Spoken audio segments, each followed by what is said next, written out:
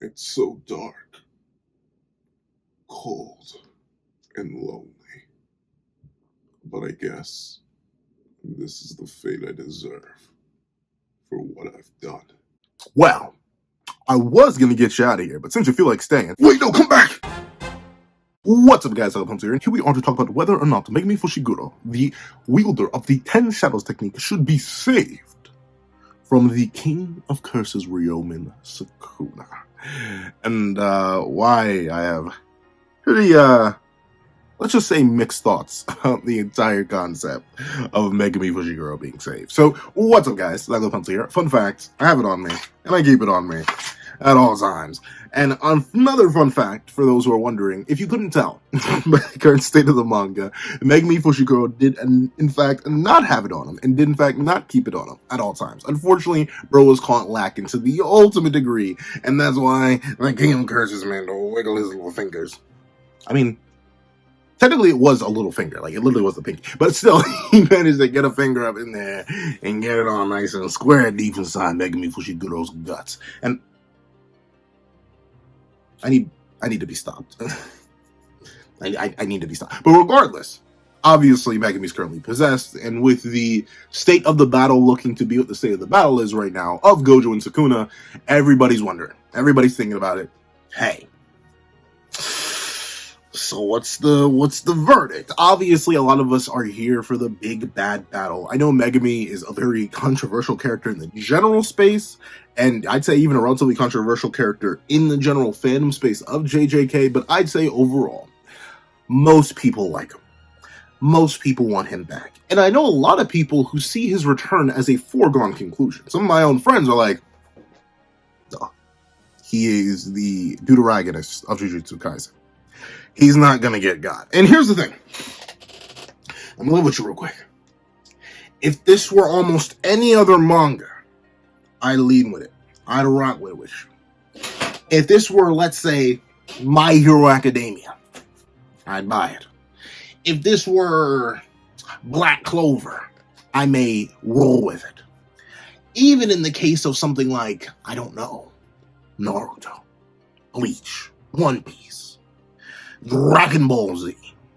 Maybe, just maybe I would buy it.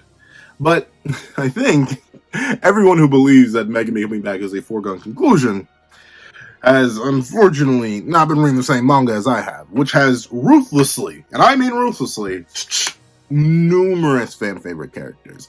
And dare I say characters with more potential than Megumi, either on a narrative front, or on a character front, or on a power front, and or characters of comparable potential to Megumi.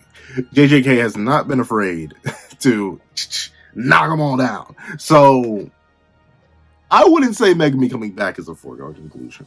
I would say it's quite up in the air, and that's what we're here to talk about today, on whether or not he should come back. And another secret question, whether or not he can come back. So, first things first, we need to talk about why Megumi should come back. And this one's kind of simple.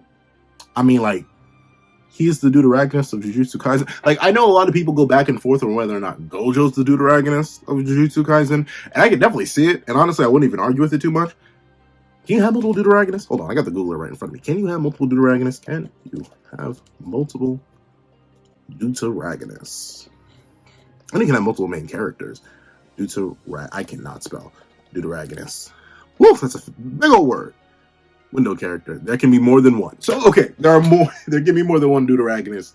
And considering the story of Jujutsu Kaisen is darn near just as much the story of Itadori as it is the story of Megumi, him being the deuteragonist, like, slaps all the narrative weight on the table. Like, dare I say, more narrative weight than pretty much any other character that's been got has had to offer within the world of JJK. And trust me, JJK is often a bunch of characters, numerous characters, whether they're good, whether they're bad, whether they're somewhere in between, they've been got.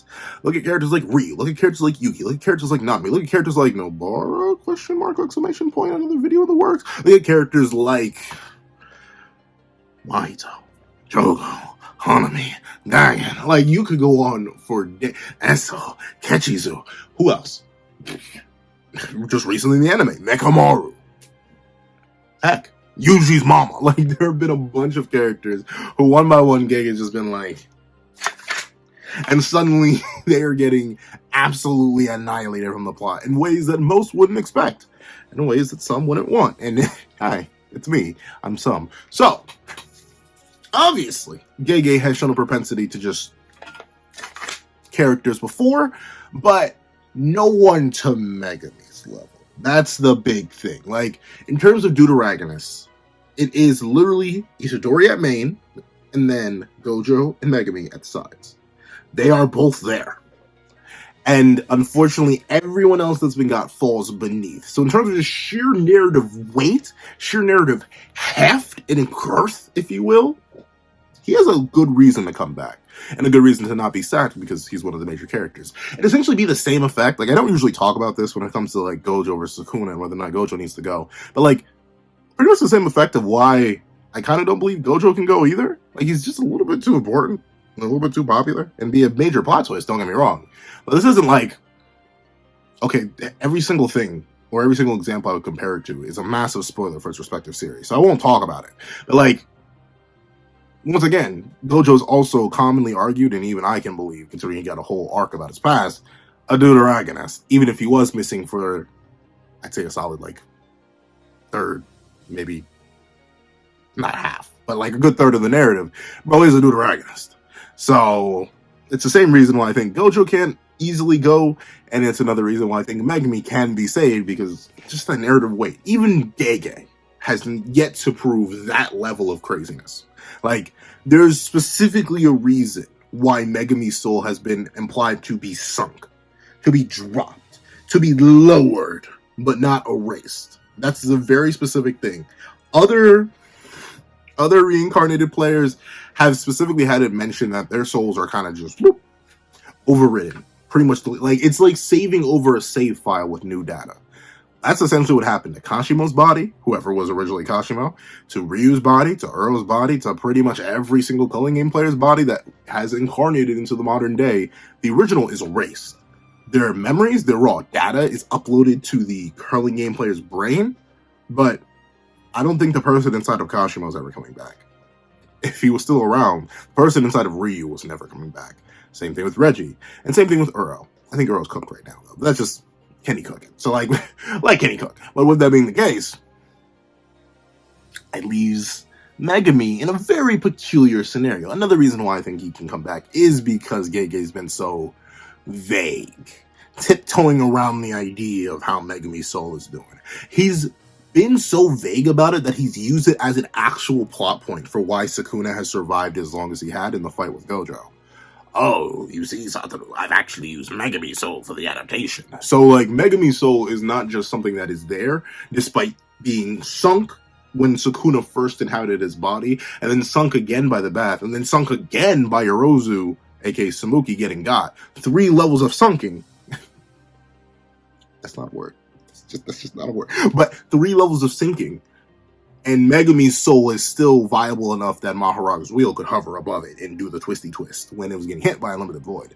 So, Megumi's soul still being a thing, that can thing, leads into the idea that, oh, well, yeah, it's possible he still can be saved. Because his soul is still there. He has not been deleted. His save data, not entirely gone yet. So that's another reason why he can be saved. Another reason why I feel like Megumi may still be allowed to come back or incarnate again or be freed from the King of Curses is because even to this point, after a 13-chapter long battle between the Six Eyes and the Limitless versus the 10 Shadows technique, we have still not seen everything the 10 Shadows technique has to offer. And you may be like, well, Pencil, it doesn't have anything else worthwhile to offer. Like, what has it got left? It's got a maximum, a complete domain, and that's it. I mean, maybe an individual Morning Tiger, but that thing may be cooked because it was used in a totality. But even still, the 10 Shadows is pretty much the, dare I say, second most important technique in the entire series. Like, hands down, it is that important. Because think about it. It is the only one, the only technique in the entire series to be held in the same regard as the strongest technique combo, the Six Eyes and the Limitless. It is the only thing that's been established, technique alone, to rival that. And once again, don't get me wrong, Gege has ruthlessly cut down characters before they showed any of the full potential of their technique. Look at Yuki Sukuna. Once again, my biggest example for Gege is slaughtering characters who we know have more, but we'll never get to see because of what ended up happening to them. All we got from Yuki was her basic application of her technique, adding more mass to herself in Garuda, and then the black hole. But once again, that was just an extension of the basic technique, adding more mass to herself. That's it. So, she didn't get to show a maximum, no domain, no reverse technique, no curse technique reversal maximum, nothing. She didn't get nothing. She got got. So it's entirely possible Megumi could get got. But once again, slap that narrative weight on not just Megumi the character, but the Tenshou's technique as a whole. And I don't think Megumi can be cooked just yet. He may just be able to make it. I'm talking about he may just be able to get through it. That's about it. Because realistically, I'm trying to think of character reasons why Megumi needs to survive. And to be fair, there are two big ones. Obviously, his dynamics with Itadori and Gojo are two very important things. I feel like, if anything, Megumi would definitely want to apologize to Itadori for bringing him into this mess, and especially for losing his body to Sukuna, and thusly allowing Itadori to undergo even more suffering, once again, all for his sake, after Megumi himself made a mistake against the Yorozu stuff. And once again, Yorozu and the Samuki situation never really had closure for Megumi. Before he had any time to process what really happened, Sukuna was like, yep, you seem sufficiently broken. It's my time. And he dove on in there with absolutely negative 15 hesitation. So thusly, Megumi, he's kind of been at best in limbo. Sure, he was actively fighting against Sukuna for a second, but like, the Maki and Itadori versus Sukuna fight was like 5 minutes. He was not fighting that much for that long. Then he got sunk like 15 minutes later. So obviously there's still that character thing to resolve. Obviously there's the whole resolution that needs to happen between Gojo and Megumi. Because once again, those two are closer than we know. The narrative does a lot of like subtle hinting at it. It doesn't really show it explicitly. But the mentor-student, father-son, whatever relationship dynamic you want to say they have, is important enough that I think it needs some sort of resolution in this case. Whether that be a positive one or a negative one way or another, it needs conclusion. So Megumi not only has the narrative weight as the dude direct, it's not only does his technique have the narrative weight as the second most important technique in the entire series. Although admittedly that is, on like a combative front, you can definitely say Kenjaku's technique is technically the most important because it's allowed the series to be what it is. But top that off with the fact that he has unresolved character stuff on 3 separate levels with characters who are alive, fighting him, or watching the fight. He's got a lot of reasons to live. So Megumi, maybe it is a foregone conclusion. Maybe he does have to come back. Maybe, but can he though?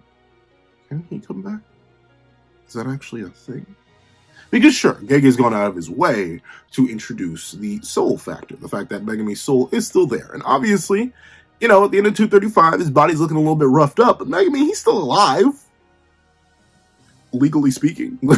Like, sure, he's missing a hand. He's missing a couple toes. He's missing a bit of his everything, I'd say. He's taking some extreme damage. But Megumi, he's still breathing. But remember, it's not just that is there. It is not just the physical damage that we see. Megumi was hit with multiple, and I mean multiple, unlimited voids. Now, don't get me wrong. I've talked with my friends before, and they've immediately pulled up and were like, listen here, Pencil Man. The body is the soul, and the soul is the body. Thus, RCT being used to heal the body will heal the soul. But I would agree if Megumi's soul and Sukuna's soul, despite sharing the same body, were not fully established to be 2 entirely separate metrics. To the point where, despite sharing one body, 2 souls can be directly interacted with and manipulated by Unlimited Void.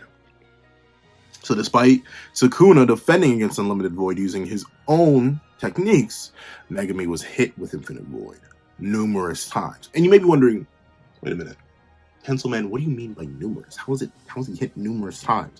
We just know the one. But remember how Maharaga's adaptation works. The reason Maharaga was able to pop out and be like, hey, how you doing there, Gojo fella? I recognize you, and I recognize this technique. Let's not have any more of this. And boom, and immediately stab the ground. is because Megumi wasn't hit by one unlimited void. Megumi wasn't hit by 2 unlimited voids. He wasn't even hit by 3 unlimited voids or 4, but he was hit by 5 of them bad boys. That's why Maharag was able to come out and just be like, and boom! Suddenly, the domain was shattered. Unlimited Void's effect didn't even hit him. The phenomenon was fully adapted to. And we know, based on how Maharaga works, it needs to slurp up a bunch of hits before it is actually properly adapted to something to the point where it can completely ignore it, like it ended up doing with Blue in 235, and like it ended up doing with Unlimited Void. And remember, the one undergoing the process for adaptation was not the King of Curses himself. Which was Megumi Fushiguro. Now, there is the big question.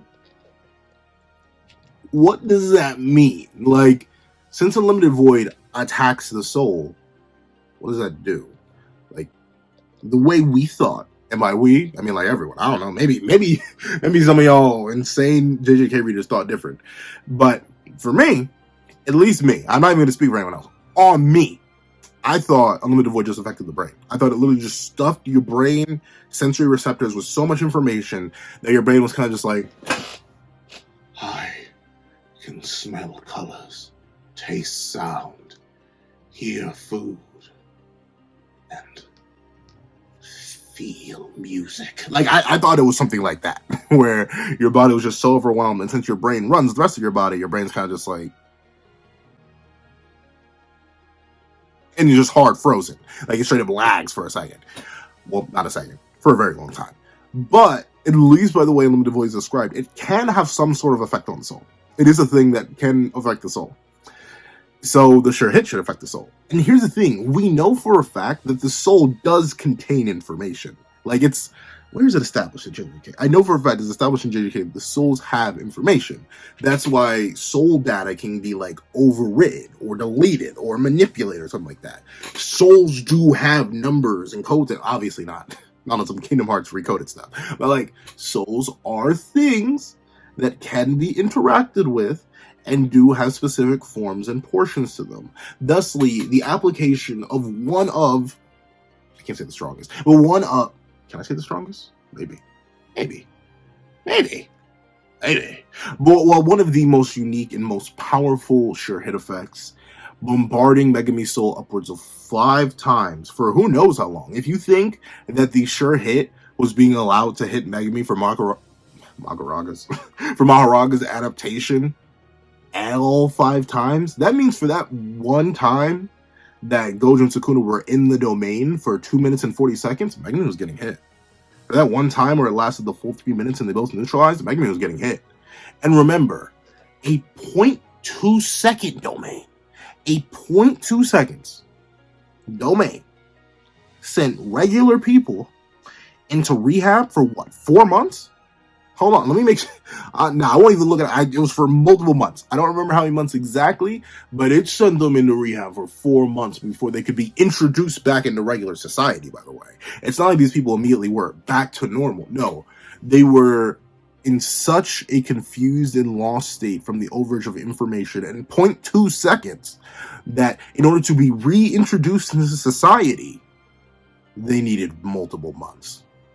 Now, I'm no mathematician, so I'm about to use the Googler. But under the assumption that Megumi took the Unlimited Void Sure Hit effect for 1 minute. 1 minute. Let's just lowball it entirely. Say it was 1 minute of time. Megumi took that. How many 0.2 seconds are in 1 minute?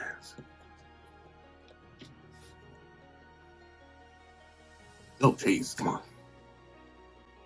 Well, I'll just do the mathematics myself. 0.2 seconds, 5, multiplied by 5. Hold on. Welcome to Math with Pencil, where we try to do it. Yeah, 0.2 times 5 is 1, and then 1.2 times 5 is 1, so 5 times 60, 300. 4 times 300 is 1,200. How many months is that? That's 120 years. Wait, no, something has to be off of that math. Wait, let me give me 1 second. So it'd be 0.2 times 5 for 1 second, and then times 60 for 60 seconds, and then times 4. I'm so sorry I'm doing this with y'all. check my math in case I'm wrong.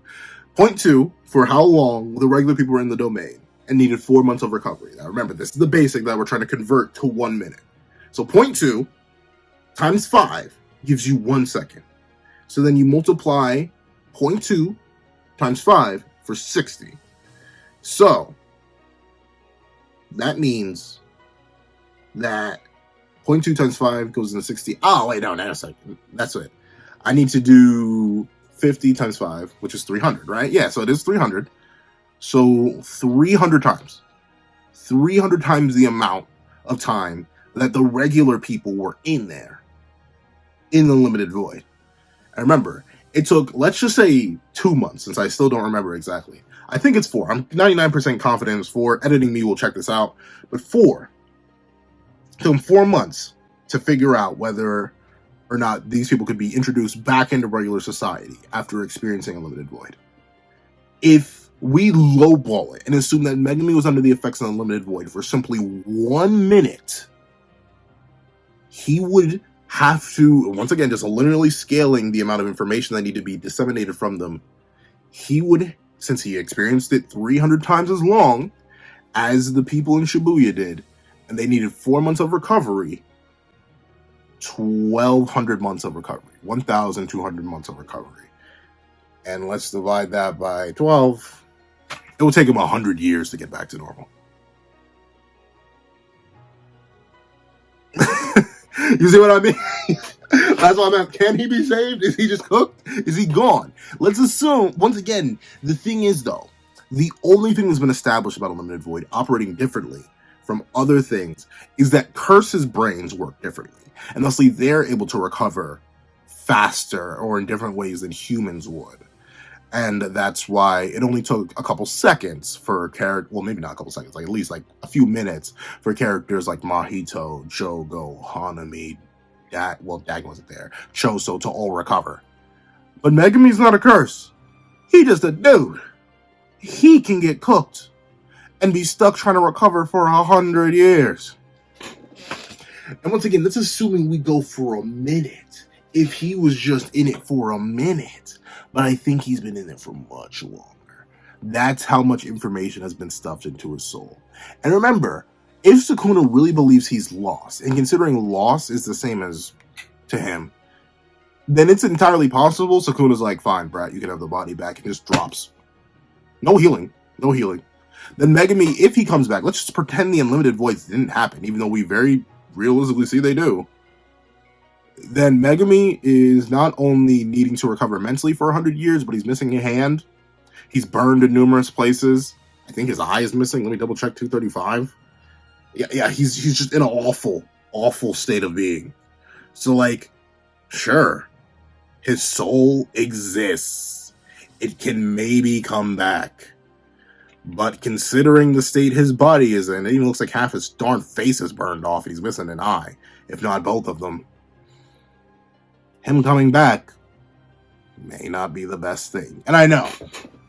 I've seen it, because I've mentioned this on other places before. Go follow the Talk Tick if you want some more daily pencil content. But on the Talk Tick, I mentioned this, and people constantly said in the comment section, oh, well, you know, Shoko can fix it. Now, for context, Shoko could not fix one arm. Shoko and Yuta, by the way, arguably two of the most adept RCT users in the entire series, could not restore Hana's arm. And that was like just a general physical wound. Heck, we've seen that, according to Sukuna himself, RCT can have complications in terms of one's own body and them using it on themselves. Gojo consistently forcing his brain to heal? That isn't even possible 100% by RCT, at least not in a safe way. After 5 domains and him trying to go for a 6th one, he was cooked. And that was just brain damage, a physical part of his body. And we've seen Yuta and Shoko, two of the best RCT users in the entire verse, struggle to restore a physical arm. No soul damage. Megumi has Omega soul damage that will immediately load into his brain once he's given back control. Shoko and Yuta ain't fixing that. Like, I'm sorry. They are not fixing that at all. Like, it is impossible. But once again, let's be uber generous and say Megumi was only in the domain for a second. He's at least cooked for like a year and a half. Year and 8 months? Year and 8 months. And that's if he just experienced it one time for 1 second. And we know it was longer than that. So, Megumi's cooked regardless. So can he come back? Yes, of course. Will he come back? I mean, legally, maybe. Mentally, the Megumi we know and love, question mark, is gone. And here's the thing, right? That was just me covering the logistics of him coming back. But like, narratively, I've brought up the point that Megumi is a deuteragonist. He's too important to get got. There's no way Gege would have the... Which one do you think is more sparable? I'm not sure. Which one do you think is more sacrificable? Logically within the narrative, too. This is a logical thing. Because one of my biggest questions for Gojo is like, well, how do you get rid of him?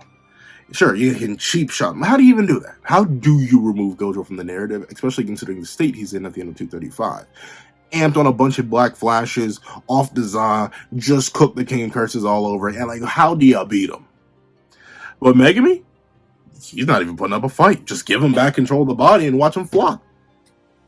He'll probably just straight up drip out.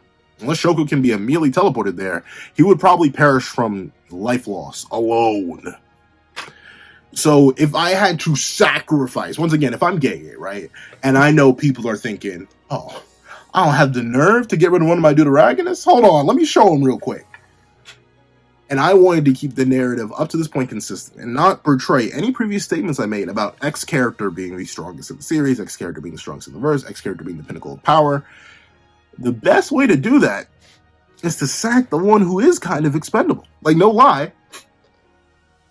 The kind of stuff that I mentioned for Megumi's character is relatively irrelevant.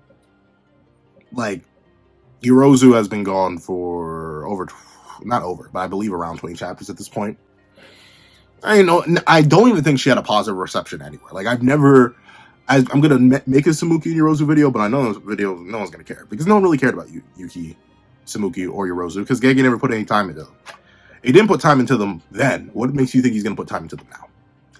The stuff with Itadori. You think Gege really likes Itadori enough to give him that kind of resolution? And guess what? It would be even more. Once again, this would even add to other characters if Megumi just lost forever. Like, the sacrifice of beating Sukuna was just flat out losing Megumi. You know how much more agony, how much more pain that would cause the cast? And you know what Gege's favorite thing to do to his characters is? You know. I know. You know what I know. It's causing pain. And I ain't talking about Nagato. So, it even makes sense for Gege's writing style to sack Megumi. Because it would make other characters feel bad. And speaking of making other characters feel bad, yet also keeping things in the narrative and stuff like that, I think bringing Megumi back at all, even if you do bring him back and he's like just laid up in a bed for the next 100 years, I think it kind of devalues the usage of Sukuna. Like, Sukuna taking over Megumi's body whole hog. I tried to say wholehearted, whole hog.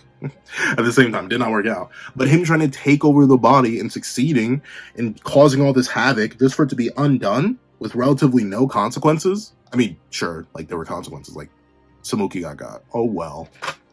No one cared. Like, I hate to say it. Oh, no, Ryu got. I love Ryu. Some other people love Ryu. No one else loves Ryu as much as me. I will stand by that. No, I'm kidding. But Ryu's irrelevant to the grand scheme of things. Sukuna didn't actually do anything of like extreme terror or value. Oh no, he took off Itadori's ear and pinky, whatever. He didn't even get Takabar Maki. If Sukuna, 20 finger, leaves the narrative without one major execution. It's kind of underwhelming. Oh, but he got Jogo. Who cares about Jogo? Like, I think overall it would actually hamper the narrative a little bit if Megumi was brought back all safe and sound, or even not safe and sound if he's brought back at all. I genuinely think in a last petty move that would even fit the King of Curses, he should just tear the heart out, squash it in his hands, and be like deuces, and just as a way to go. Make it so that Sukuna taking over Megumi had a lasting impact. Because bringing Megumi back in any way, shape, or form, whether it be he's comatose, whether it be he's gone, brain gone, if you will, whether it be anything, simply bringing him back at all kind of devalues all the work that Sukuna's put in. So I kind of don't want him to get brought back. I know it's you may be wondering, Pencil Man, level me real quick. I know you don't like that filthy, disgusting, horrid excuse of a character. That filthy monochrome beast.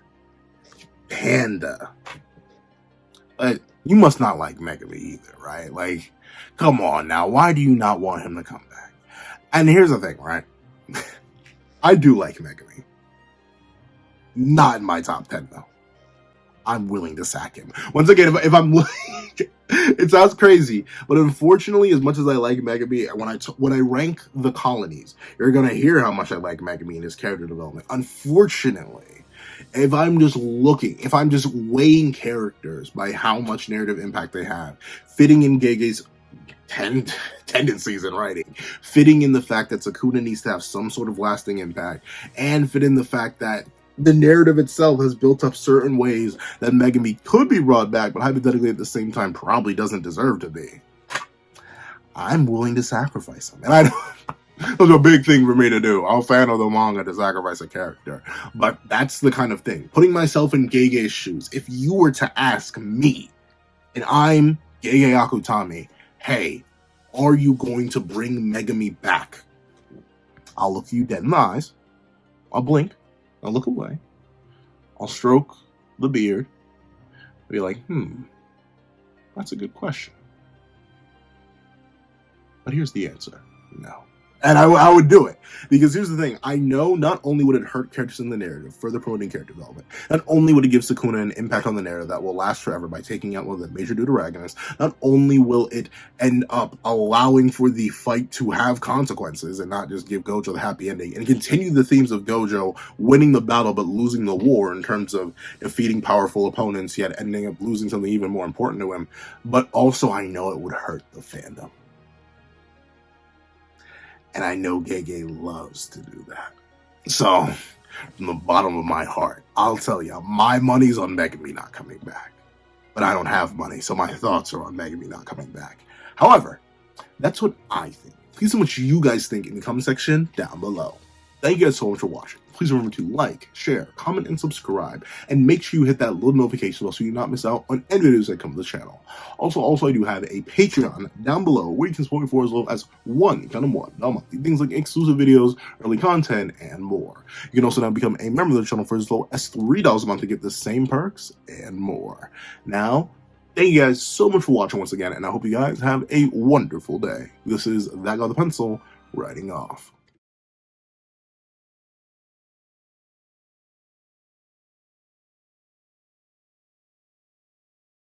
I'd like to give a thank you to our $3 members, Recliner Plays and Red Wolf 4765. I'd like to give a very big thank you to our $5 patrons, Sean, Red Wolf 4765, Midnight Gem Lord, Kevin, and Demex LND. And a very big thank you to our $10 patrons, Robbie Uchiha, Idemokami, and Calvin Elder. And to give another very big thank you to our $25 member, Alex Ice Rose. And a very big thank you to our $25 patron, Ignew.